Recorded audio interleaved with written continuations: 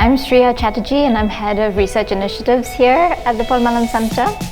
So this week we've had the May Festival of What is Research Now, a year-long program of events, lectures, workshops and festivals like this one.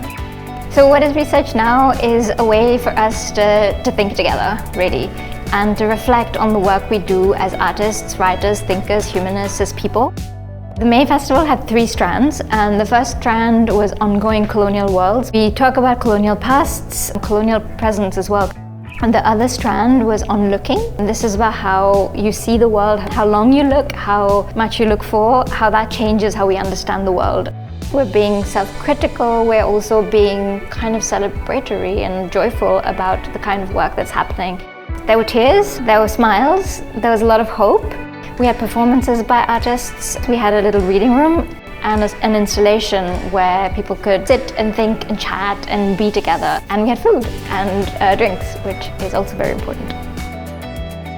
Can research in the arts enable us to live and inhabit the world together better? Not a question that has many answers, but What is Research Now is a turning point for thinking, opening up these questions.